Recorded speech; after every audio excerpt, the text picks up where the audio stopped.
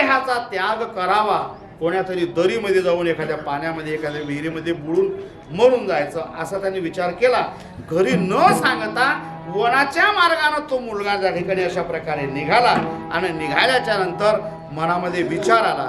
तिकडून निवृत्ती, ज्ञानदेव, सोपान, मुक्ताबाई हे विचरण करत होते त्या ठिकाणी. आणि मग विचार केला की आता ही संत मंडळी ज्या वेळेला इथून निघणार त्यावेळेला मी आत्मघात करणार माझा. महाराजांनी घेतो अंतरीची जोडी, जोडी पाहे जोडी भावाची. अहो परमात्मा आणि संत जे आहे ना, हे माणसाच्या मनामध्ये काय चाललेलं आहे ते आपल्याला सांगतात. म्हणून ते संत आपल्या मनामध्ये काय चाललंय हे संत महात्मे सांगत असतात. म्हणून त्यांनी विचारलं, बाबा रे तू कशा करता उभा इथे? त्याने सांगितलं, महाराज मी मुलगा नाही, मी मुलगी आहे. ते म्हणत, मी तुला म्हटलं ना मुला, बाबा म्हटलं ना, मग जायर तुला बाबा म्हटलं ना तर तू मुलगा आहे, तू मुलगी नाही. ते मग महाराज मी मुलगी आहे, मी मुलगा नाही. ते मग मी तुला मुलगा म्हटलं ना, मग तू मुलगाच आहे. आणि ज्या अर्थी मुलगा म्हटलं आणि तरी तो ऐकत नाही. इह निमिष मात्रे, इह निमिष मात्रे देह पालटिला,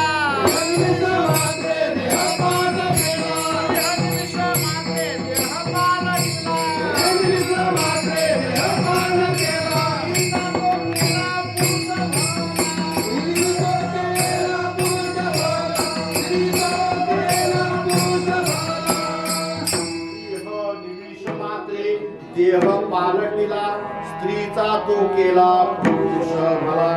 अशी एक ख्याती जी आहे ना, हे सिद्ध पुरुषांमध्ये अशा प्रकारे असते. आणि सर्वात संतांनी आणि म्हणून अशा प्रकारचे नाथ महाराजांच्या नंतर अशी परंपरा चालत आली आहे.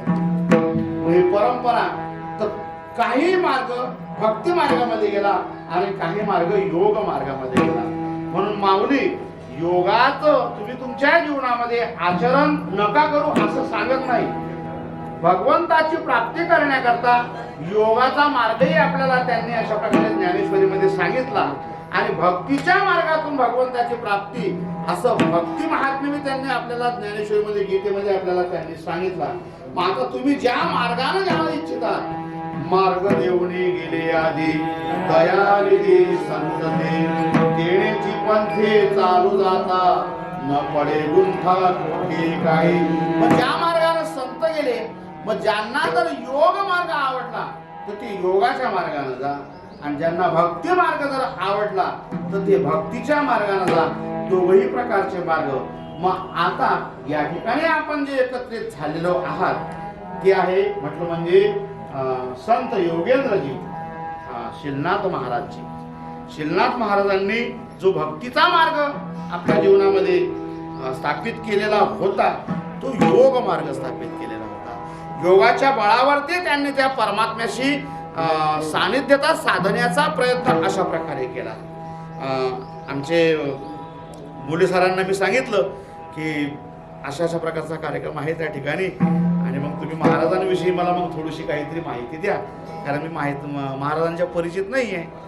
मुले सरांनी माहिती मला दिली. म्हणजे 38 पेजांचं एक पुस्तक आहे आणि ते पुस्तकच त्यांनी मग मला पाठवून दिलं. आणि त्याच्यामध्ये हे सर्व जे बोललो ना मी हे तिच्यात आहे, पण हे ज्ञानेश्वरीमध्ये आपल्या संपूर्ण भरलेला हा रस आहे समजा त्या ठिकाणी. आणि म्हणून नाथ सम्राट तिच्यामध्ये ज्ञानोबरा इस प्रकार का ये कहते असंही वर्णन त्याच्यामध्ये पुस्तकामध्ये आहे समजा. त्याच्यामध्ये 1826 का 36 1826 मध्ये महाराज या ठिकाणी म्हणजे आलेले आहे समजा. 1800 आपण त्याचा सोहळा 100 वर्षापासून साजरा करताय, पण आज महाराजांना म्हणजे हरिद्वारला 186 वर्ष झालेले आहे समाधी घेण्याकरता. इथं आपण 100वा समाधी सोहळा साजरा करताय, पण 1826 आणि 1936 मध्ये महाराजांनी समाधी घेतलेली आहे. तर त्या काळामध्ये पण आजपर्यंत म्हणजे 1922 मध्ये 2022 जर आपण पकडलं तर 1922ला त्यांना 86 वर्ष झाले आणि 2022 मध्ये 186 वर्ष महाराजांना आपल्यातून जाण्याकरता त्या ठिकाणी अशा प्रकारे होत आहे. आणि म्हणून शिलनाथ महाराज म्हटलं म्हणजे काय, हे धुनीवाले महाराज आहे ज्या ठिकाणी, सामान्य नाही. आप गजानन महाराज के यहाँ चले जाओ शेगाव में, वहाँ पर हमेशा धुनी जलती रहती है और वहाँ के धुनी का बड़ा महत्व है. जैसे यहाँ का धुने का बड़ा महत्व है कि धुनिए खंडवा आप चले जाओ, आप देवास चले जाओ, देवास में तो महाराज का कोई शिष्य नहीं है, सभी दूर महाराज ही है। वो कहते हैं कि मैं शिलनाथ जी महाराज का शिष्य हूं, पर शिलनाथ जी महाराज का कोई शिष्य नहीं, स्वयं शिलनाथ महाराज जी है। वो जहां जहां प्रकट होते हैं। हमारे पास में एक बालकदास जी बाबा थे। बालकदास जी बाबा का जब वो आए थे तब वो वैसे ही थे, और जब वो गए तब भी वो वैसे ही थे बिल्कुल। उनका शरीर एक लक्कड़ मारे महाराज थे, उनकी चोटियां उनके एड़ी के नीचे दबती थी, लेकिन वहां पर भी अगर कोई उनको स्पर्श करता है बोल तो वहां पर भी उनको समझ में आता है, तेरी लक्कड़ के मारू तेरी, इस प्रकार की वाणी थी उनकी। आए उस समय भी वैसे थे और गए उस समय भी। ये इनका शरीर जो है कि नहीं, ये सिद्धि के बलबूते पर बिल्कुल वैसा का वैसा रखते हैं, और ये सिद्धियां इनको प्राप्त होती है, और सिद्धियां प्राप्त होने के बाद में बिल्कुल ये अपने अपने भक्ति के मार्ग में ऐसे मस्त रहते हैं। गजानन महाराज जो है की नाही, गजानन महाराज भी वैसे है इस प्रकार के। त्या ठिकाणी सांभाळ जो केला आहे ना, तो पाटील परिवारांनी केला। तुम्ही गजानन महाराज संस्थानला जर गेले समजा, तर तुम्हाला असं वाटेल की आम्ही कोण्या तरी देवस्थानावरती फिरत आहे। एवढे नियम। एक वेळ जर तुम्ही जाकर घुसले संस्थानला तर तुम्हाला जेवणाशिवाय पर्याय नाही, तुम्हाला जेवण करूनच बाहेर यायचं आहे। एक वेळ जर घुसले आणि त्याच्यानंतर जेवण केल्याच्या नंतर शेवटचा मार्ग तुमचा दानचा आहे, दान द्या। तर एक मार्ग दान द्याकडे लागतो आणि एक मार्ग संस्थांच्या बाहेर पडण्याकरता लागतो। तर दानाचा मार्ग त्यांनी आळा केला आणि संस्थांच्या बाहेर नेण्याचा सरळ मार्ग आहे। हमारी आपसे केवल गुजारिश है, देना अनिवार्य है ऐसा नहीं है, म्हणून दानाचा मार्ग आळा ठेवला जाईल की तुम्हाला जर वाटेल तर तुम्ही त्या मार्गामध्ये जा, नाही तर हा सरळ संस्थांच्या बाहेर निघण्याचा मार्ग आहे। दादाजी धुनीवाले, शिलनाथ जी महाराज देवास में, आप हरिद्वार चले जाओ, सभी दूर ये जो है ना, ये नाथ संप्रदाय के लोग हैं। मग काणिपनाथ भगवान, अलख निरंजन, आपलं काय रामकृष्ण हरी, विठ्ठल केशवा, है की नाही, असं म्हणा, जय हरी हे म्हणायचं। यांनी काय म्हणायचं, अलख निरंजन। तुम्ही मुक्ताबाई, निरंजनी बीज कडाडले पाही, मनुजे जे तिरी अदृश्य होई, जलधारा स्वरूपे वाहे तव ठाई, तेथे अधिष्ठान झाली मुक्ताई। म्हणजे निरंजन, रंजन म्हणजे अज्ञान आणि निरंजन म्हणजे अज्ञानाला घाणवणारं ज्ञान, ज्ञानाच्या माध्यमातून अज्ञान जाते।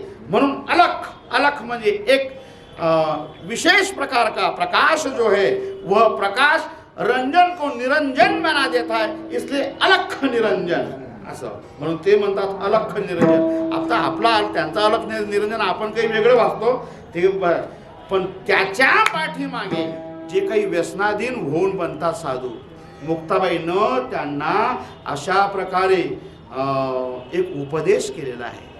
ऐसा नसावा संन्यासी, अरे वरी भगवा झाला नामे, अंतरी वश केला कामे, त्याला म्हणू नये साधू, जगी विटंबना बाधू। शिलनाथ जी महाराज के यहाँ संस्थान में यदि कोई ढोंग लेकर साधू का आता है, तो मुक्ताबाई म्हणते तुम्ही त्याला चांगल्या प्रकारे ओळखा, तो साधूच आहे की नाही, त्यानं सोंग तर नाही घेतलं साधू बनवण्याचं। म्हणून वरी भगवा झाला नामे, अंतरी वश केला कामे, त्याला म्हणू नये साधू, जगी विटंबना बांधू।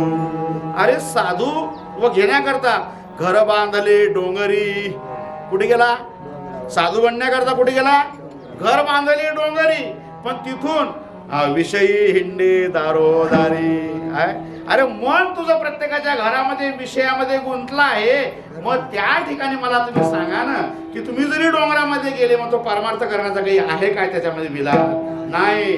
म्हणून महाराज म्हणतात ठाईच वैसोनी करा एक चित्त, आवडी अनंत आळवावा। तुम्हाला घरदार सोडण्याची गरज नाही, काही नाही, आणि म्हणून भक्ती मार्ग बहु सोपा। त्याच्याकरता या आठण्या ज्या आहे, ज्याच्यानं आठण्या बनतात, सर्व मग त्यजून या जनभक्ती करा।